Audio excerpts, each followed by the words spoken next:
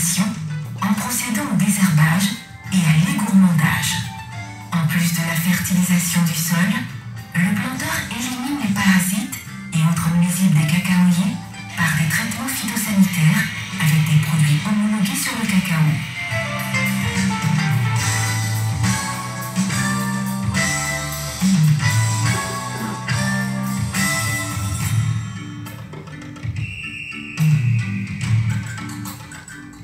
Après le temps des entretiens, vient le temps de la récolte. Instant de bonheur pour le producteur, car il peut apprécier le fruit de ses efforts. Pour maintenir l'équilibre naturel, les cabosses de cacao sont récoltées à maturité, une à une, avec un sécateur ou un émondoir.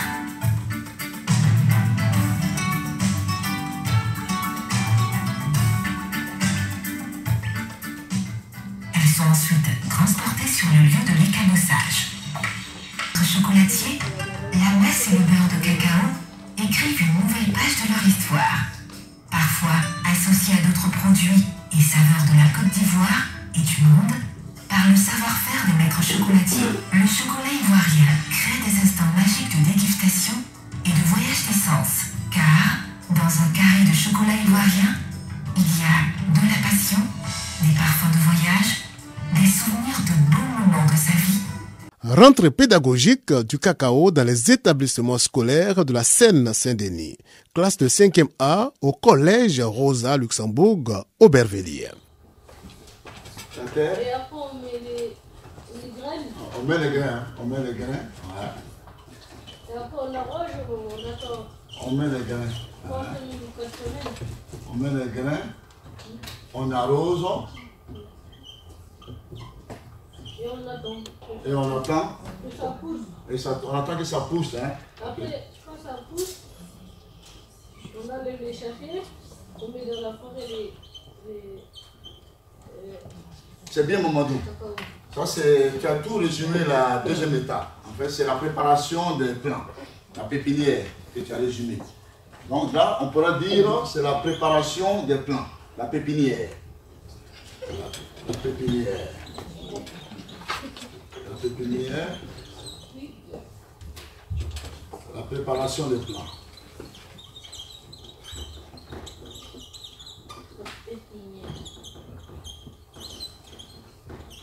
Maintenant, quelqu'un m'a parlé de l'eau.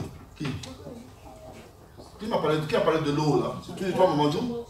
Tu sais, la pépinière, il faut la préparer pas loin d'un cours d'eau. Parce que le cacao a besoin de beaucoup d'eau. Il faut qu'on ajoute ça, c'est important. Beaucoup d'eau. Voilà, de l'eau. Comme ça, les herbes, comme ça. Voilà. Comme ça. Mais vous avez oublié quelque chose. Cette pépinière, là, elle a besoin d'être entretenue, non? On entretient par quoi? Ah oui. De l'eau. Et Et puis, les moustiques et les animaux là. Il y a des arbres aussi, ils sont pourris parce qu'il y a des non, là on est en train de la pépinière. On n'a pas fini l'étape de la pépinière. Il y a un travail qu'on fait dans la pépinière.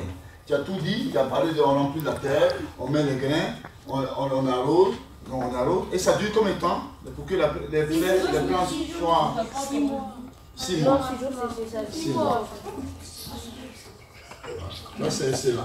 Donc, les plants arrivent à maturité à 6 mois. Et après, quelle est l'étape après les plants? Alors, Mamadou, on va, comment vous appelez? Sarah? Après, on doit, dès que ça a poussé, on doit le récolter avec Non, on est dans les plants, hein. On n'est pas encore dans la récolte. Hein. La première étape, c'est il faut avoir une bonne forêt. La deuxième étape, c'est la préparation des plants. C'est-à-dire la pépinière. Ça, c'est la deuxième étape. Deux. La troisième étape, c'est la quoi? La cabosse. Parce que, on m'a dit que tu n'étais pas loin. Il faut que ces plants-là, on les mette quelque part. C'est où? On les enlève des sachets, on les met dans la forêt. On lève la main, s'il vous plaît, Isaac, c'est très bien. Et levez la main et... On les met dans la forêt. Voilà. On met dans la forêt. On met dans la forêt. avant 6 mois, je n'ai pas bon. Voilà, 6 mois, on a fini la préparation. À 6 mois, ces plants sont arrivés. Il faut bien qu'on les mette quelque part. Dans la forêt? Dans la forêt. Après, c'est quoi? C'est 6 mois encore? Mais non, 6 mois encore pour récolter les... Vous n'êtes pas là? Allez-y.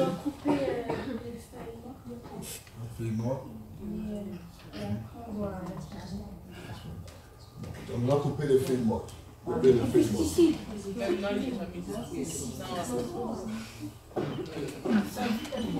On met des pesticides. On met des produits. Non, vous allez loin. Après la préparation des plantes, on va passer à, écoutez, on va préparer le sol qui va accueillir ces plantes. La préparation du sol. Ah oui, j'aimerais approfondir tout ça. Ouais, il faut préparer le sol. Vous avez fait le planting, vous avez fait votre pépinière qui est arrivée à maturité. Maintenant, à la prochaine étape, il faut aller préparer le sol qui va accueillir les plants. Donc, il y a la préparation du sol. La Préparation du sol. pour tous les mauvaises herbes. Préparation du sol. La préparation. Quand on finit de préparer le sol, on fait quoi? On met la pépinière. Ouais, on met la pépinière où? Sur le sol. Non, pas sur le sol. On enlève, qu'est-ce quoi? On enlève? On enlève les fèves. la fève. Les fèves à la fève. Alors, c'est quoi la... La fève, c'est ça. Alors, la fève... Voilà, c'est ça. Voilà. On a cassé.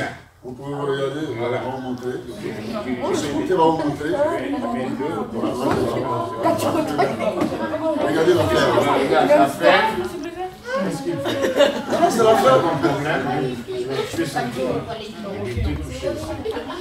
Je vais sentir, je vais toucher. Voilà. Ça sent le chocolat. Voilà. Non, il y a... Hey, j'avais promis tout à l'heure, ceux qui sont calmes, etc. J'ai déjà mis... Voilà. Alors. Ça sent le Milka. Voilà. Ça sent le chocolat. Toucher. Le tablette. Voilà. Moi, là, c'est pas dit. Il y a un petit il a fait beau. Pascal.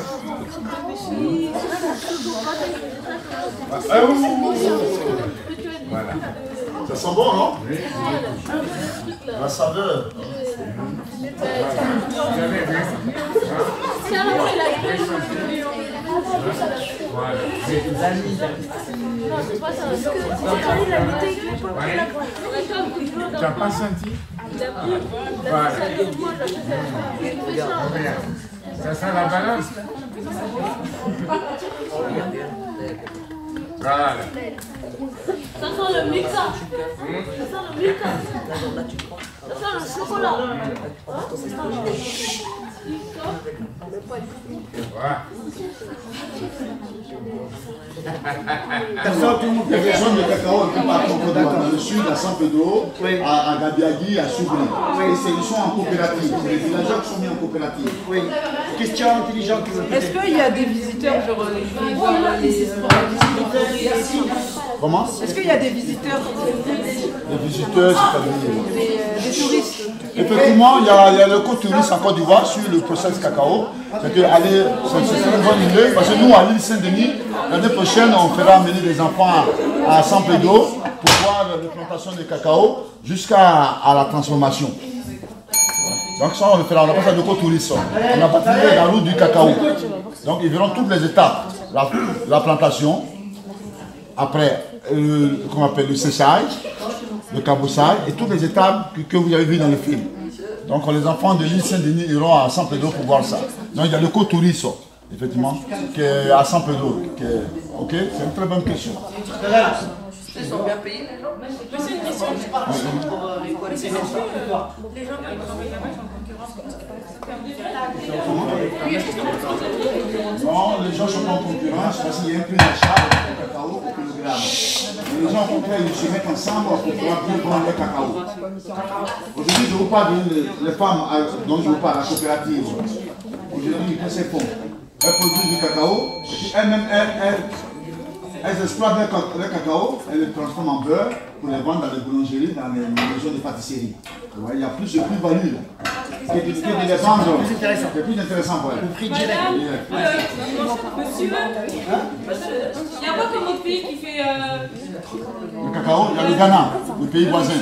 Deuxième producteur mondial, c'est le Ghana. Ils sont à 800 000 tonnes par an. Le Cameroun, c'est négligeable.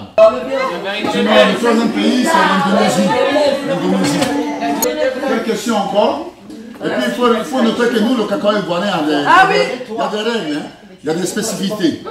Pour nous, il y a un cahier de charges. Vous savez, aujourd'hui, le cacao, nous, on est dans le cacao durable. On a créé un cacao certifié, label Côte d'Ivoire. Hein, donc tous les producteurs doivent respecter un bon séchage, la non-utilisation des enfants dans les plantations de cacao. Ça c'est bien ça. Parce que la plante des enfants c'est alcool. Hein, éviter tous ceux qui utilisent les forêts de manière abusive, on détruit les campements. La société de développement de forêts détruit les campements et le cacao. On a des ONG. On a des ONG de contrôle. Hein? Donc, tous ceux qui respectent le cahier des charges, avec le taux d'humidité de 7 à 8%, de bon séchage, la non-utilisation des enfants dans les champs, hein, on reçoit un prime à la vente de entre 70 à 120 euros par kilogramme. Donc, et ce cacao est certifié par 3 ONG humanitaires. Donc le cacao ivoirien reste toujours bon parce que nous on prend des mesures pour pouvoir rester dans la qualité du cacao, pour rester toujours leader. Et ça c'est important pour le cacao ivoirien. Je pense que les vols, on ne peut pas avoir sécurité isolée. Mais je pense que le plus souvent, comment les gens fonctionnent, les producteurs. À beaucoup de leurs plantations, ils ont des campements, des petits villages. Ils ont un petit village à côté. Donc c'est plus. Donc il y a la sécurité qui existe. Oh, les gens du village, bon, j'ai pas tout entendu. Ça c'est aléatoire, ça peut arriver, mais c'est pas significatif. Ouais, c'est pas significatif. Monsieur, oui. Comment on fait le chocolat blanc? Genre c'est des graines spécifiques ou c'est la même? Non, le chocolat blanc est fait. Au moment où on fait le broyage, on arrive, c'est le beurre qui fait le beurre que vous avez vu dans le film, qu'on arrive à faire le chocolat blanc avec les commandes. Le chocolat noir c'est la masse. C'est la masse, on la fond et puis les maîtres chocolatiers qui s'y font, ils mettent certaines saveurs pour faire le chocolat et vous font ça en carré qu'ils veulent en fonction de leur talent cuisinier. Le fait, si tu as la végétation qui convient. Si toi tu es de quel pays? Moi je suis congolais. Au Congo, votre, je sais pas, votre climat. Oui, normalement, oui, je pense. Le Congo, c'est RDC? Oui. RDC est là. Je regarde un peu avec, tu vois, en fonction de couleur, ça reflète la végétation. Hein. Tu vois, nous on est jaune là. Bon là, RDC est là. Je ne connais pas votre végétation. Mais si vous avez une forêt dense en RDC, ouais, je crois que vous avez une forêt dense, vous pouvez le faire. Le cacao est adapté chez vous en RDC. Ah, c'est un pays chaud, madame. RDC. Mais je ne sais pas si maintenant c'est... Est-ce que vous connaissez la culture du cacao? Je veux savoir si c'est une culture que vous connaissez. Et ça c'est très important aussi. Vous ne connaissez pas, mais il doit y avoir quand même des plantations de cacao en RDC. Même si ce n'est pas une de vos cultures phares. Est-ce que vous voulez bien vous calmer? Bah, on se calme. Éline, on se reconcentre. Attends. C'est Denis? On va écouter Denis. Est-ce que si par exemple chez nous, pas dans notre pays, chez nous on peut mettre cette graine dans la terre? Elle est déjà faite. La question a été répondue. Le cacao tient compte de la végétation. Il faut une forêt dense. Le cacao se plante sous ombrage. Mais pas dans les forêts, enfin, chez nous. À la maison, tu veux dire? À la maison, non, c'est pas possible. C'est pas possible parce que tu n'as pas les conditions pour planter le cacao. À la maison, est-ce qu'il y a de l'ombre? C'est ça, bon, c'est pas évident. Hein. Je vous rappelle que milieu de vie, en science, milieu de vie, le cacao est un être vivant. Donc il a besoin humidité, température et c'était quoi le troisième? Protection. Chaleur. Non, il y a lumière, humidité et la la chaleur. Donc, il faut ces trois éléments-là pour que le cacao pousse. En France, on n'a pas tous les éléments qui vont avec le cacao, cacaotier. Bon, maintenant, si ce sont Cacao les lié, mêmes, voilà, c'est ça. on va, parce que on risque d'avoir les mêmes questions qui reviennent sans cesse. Moi, ça On me va fait passer à plaisir. autre chose. Non, attendez. On va passer à autre chose, notamment la petite bande dessinée qui résume un peu le processus. Voilà. Et, vos questions ont été vraiment intéressantes. Vous avez posé des questions au niveau des classes. Maintenant, on va regarder en diapo toutes les étapes. Et ça va vous encore. Vous regardez comme c'est pas tendu. On va regarder un diapositive de toutes les étapes, depuis la forêt jusqu'à la tablette. Et ça va vous donner connaissance. Vous avez tellement l'habitude. Regardez la pommade du cacao. Vous avez tellement l'habitude de boire du chocolat sous certaines formes. C'est pas le beurre de qualité, c'est le cacao. Voilà, cacao, pommade de cacao. Donc n'oubliez pas que tous les chocolats que vous achetez, à l'origine, c'est une cabosse. D'accord? Et le chocolat blanc, c'est le beurre de chocolat. Le beurre de... C'est la pommade de cacao. Madame, attends, je n'entends pas. Oh! Ça sort de l'huile quand ils font le chocolat pour enlever... C'est ce qu'on a vu tout à l'heure. Ce que vous avez là, c'est cassé. On prend l'amande à l'intérieur. On peut un peu se pommader. Et elle est broyée. Et quand elle est broyée, il y a une partie, ça sort du beurre. Et l'autre partie, c'est la pâte. Comment vous appeliez ça? C'est la... Ça, c'est le tourteau. Le tourteau. C'est ça qu'on prend pour faire le chocolat. Ce que vous avez à l'intérieur, je répète. Aïssatou. Ce que vous avez à l'intérieur, quand c'est broyé, on sort deux choses. Le beurre. Ça, c'est du beurre. Oui, et le tourteau. Du chocolat blanc. Et à partir... La première question, c'était avec quoi est-ce qu'on fait du chocolat blanc? Bougez la vie, tu vas remettre après. Le chocolat blanc, ça se fait pas avec ça. Pas possible. Donc ça se fait avec le beurre. Auquel on rajoute d'autres choses, on est bien d'accord. Hein. Du sucre surtout. C'est la pommade à Ah, t'as demandé la parole. Attends. Là, c'est une pause. Oui. Le chocolat que nous on mange, c'est pas cette odeur. Le chocolat que tu comme manges. le Nutella, madame. Mais le Nutella. Nutella, c'est ça. Est-ce qu'on peut parler du Nutella? Parce que pour eux, le chocolat, c'est le Nutella. Oui. Le Nutella, c'est un peu. C'est des noisettes. Le Nutella. Le Nutella que vous mangez, effectivement, c'est cette masse qui a été fondue qui fait le Nutella. Le caca, c'est que le sucre, quand ça arrive chez les maîtres chocolatiers, il ajoute du sucre. Le chocolat, mais le chocolat à la base, il n'est pas sucré, hein, il est amer. Maintenant, quand ce tourteau-là arrive chez le maître chocolatier, l'artisan, c'est-à-dire qu'ils vous font du Nutella. Ils mettent d'autres composants. Ils mettent du sucre, ils le font. Ils mettent du sucre et puis ils font l'emballage. Mais dans le Nutella, il y a beaucoup de sucre et beaucoup de gras. Hein. Il n'y a pas tout ça de chocolat. Ça, c'est ça, ils le font, ils mettent maintenant du sucre, ils dosent, ils mettent d'autres ingrédients, d'autres saveurs. Ça donne des chocolats différents. Nutella. Je vais poser une question maintenant à vous, les élèves. À votre avis, pourquoi on a fait ça? Pourquoi on a fait cette exposition, cette conférence? À votre avis, c'est pourquoi? De quoi? Pourquoi on a censé inviter des personnes d'origine de... C'est parce que c'est notre âge, on mange du chocolat. Pourquoi on s'est intéressé à vous? Parce que nous, on est à l'âge de mangeur. On en mange beaucoup. Moi, à mon avis, le sens de cette intervention, d'abord on s'adresse à vous en tant que futurs citoyens. Vous pouvez un jour devenir des cadres. Donc, si un jour vous êtes dans le commerce et vous êtes négociant dans les chocolats, il faudra penser à l'Afrique au premier lieu. Deuxièmement, pour la culture générale, il y a des choses que j'ai appris aujourd'hui, je ne sais pas comment on produit le cacao.